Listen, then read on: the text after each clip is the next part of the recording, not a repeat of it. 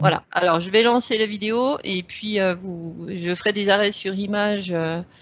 Donc, on avait l'opportunité effectivement de financer des travaux importants grâce au programme européen Life Tourbière qui est porté par le Conservatoire d'espaces naturels de Franche-Comté, qui est l'idée de ce programme sur la période 2014-2021, puisqu'il est prolongé d'une année, va permettre, après un certain nombre de diagnostics de fonctionnalités des systèmes tourbeux du massif jurassien, de restaurer des fonctionnements qui ont été altérés le plus souvent par des systèmes de drainage liés à l'exploitation de la tourbe, mais aussi parfois par des exploitations forestières. Donc le cadre de Fran, Philippe vient de vous le décrire très très bien. Vous avez ici une image qui vous montre en passant la station de recherche de Fran. Donc la tourbière active, c'est cette combe qu'on voyait à l'écran avec tous ces pins, et on va revoir à l'image du coup voilà, les fossés sur lesquels les interventions se sont focalisées. Donc le fossé, alors je ne sais pas si vous voyez ma petite flèche, mais bon, il y a la légende. Donc le fossé est qui a été obturé, le fossé ouest qui a été obturé également, et puis on devrait voir la digue peut-être sur l'image suivante avec le positionnement du creux au lard. Voilà, on n'a pas la digue sur l'image, tiens, c'est étonnant. Donc l'idée, c'est effectivement de réinjecter l'eau qui avait été détournée par les systèmes de drainage dans le système tourbière active.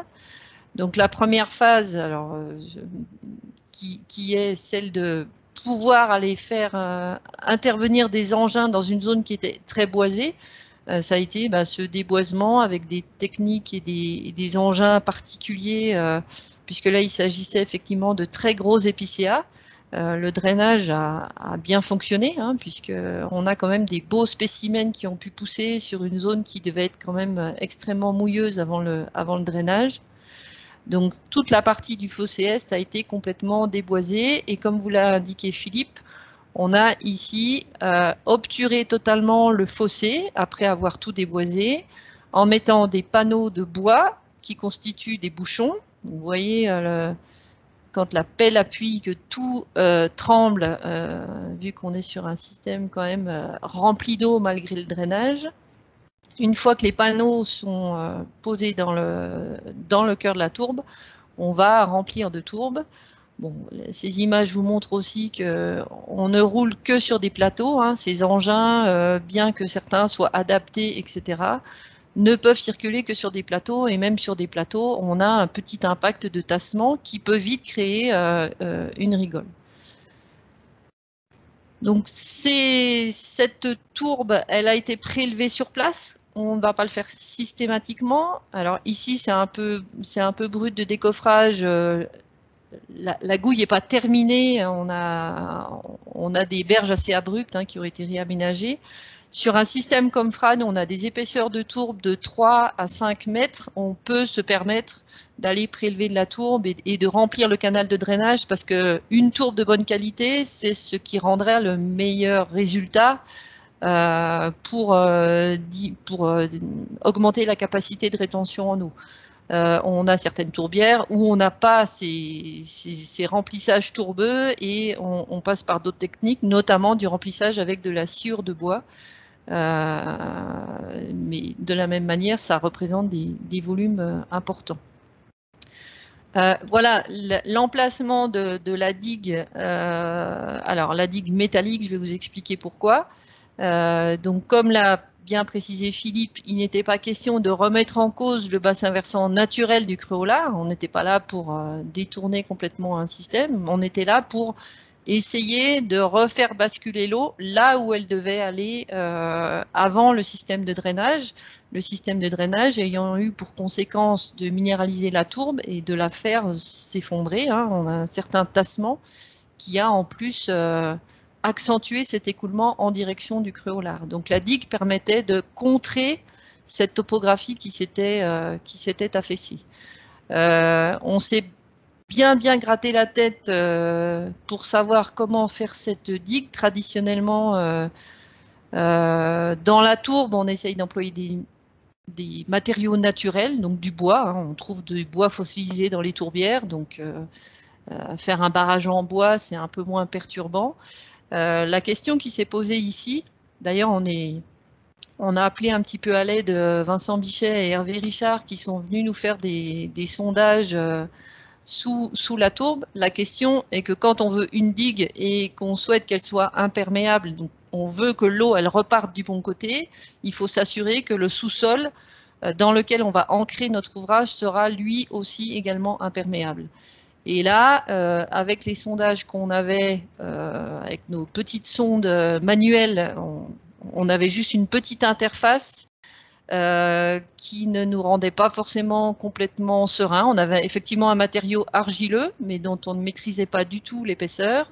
Donc Vincent Bichet et Hervé Richard sont venus nous prêter main forte pour faire des carottages un peu plus profonds dans le sédiment.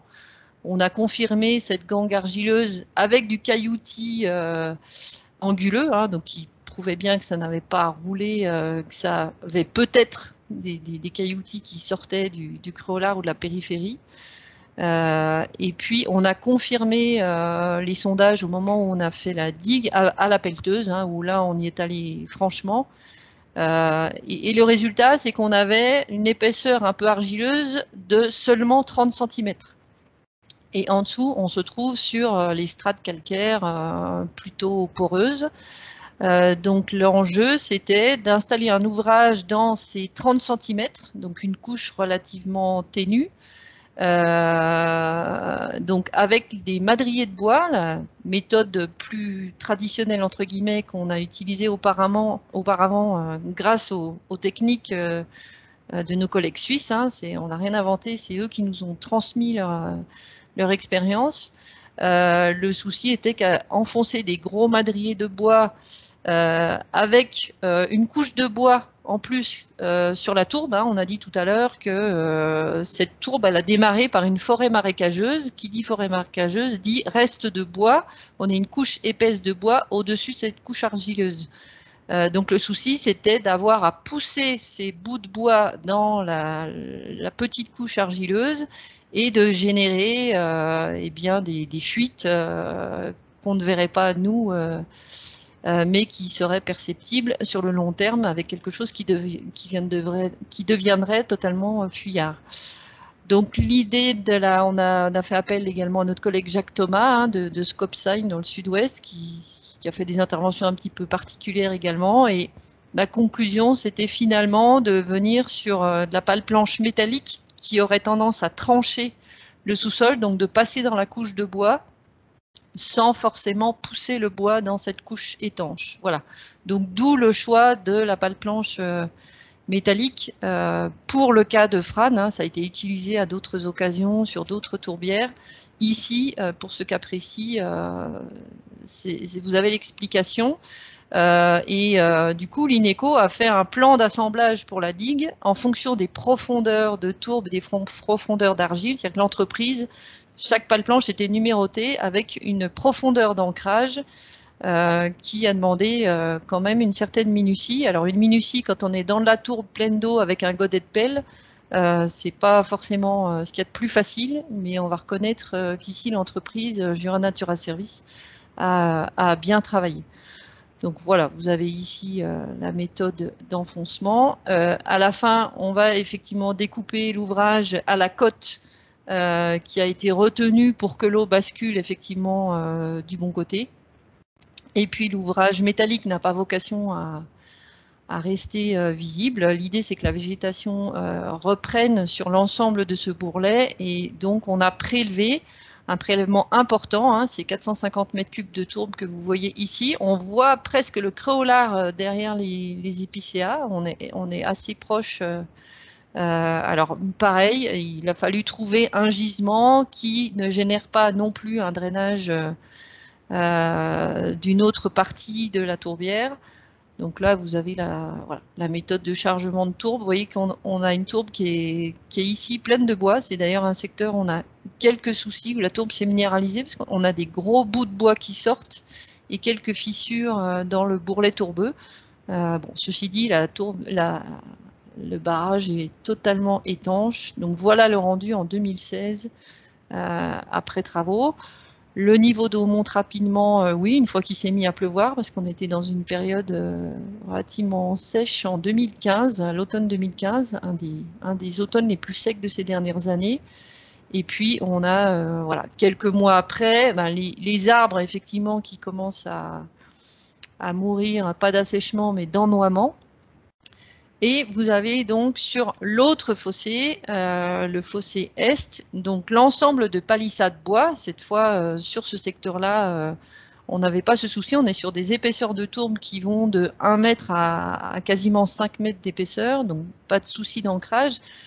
L'idée, c'était bien ici d'opérer une déviation des eaux, hein, les eaux qui viennent de droite, qui étaient interceptées par le fossé encore visible le long de la forêt, pour renvoyer, les eaux qui venaient de gauche, je m'excuse, j'ai dû faire une bourde, qui arrivaient de la gauche et qui sont censées passer côté droit au lieu de s'enfiler dans le fossé de drainage.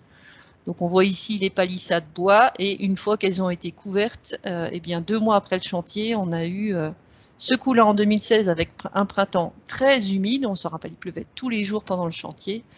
Voilà, une remise en eau rapide. Et puis quelques petites bricoles de fossé autour du creux au lard qui ont été bouchées avec de la sciure et des panneaux de bois.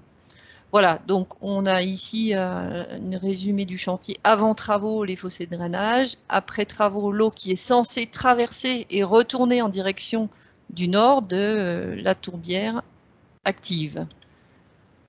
Voilà, je vais essayer de reprendre le micro. Voilà.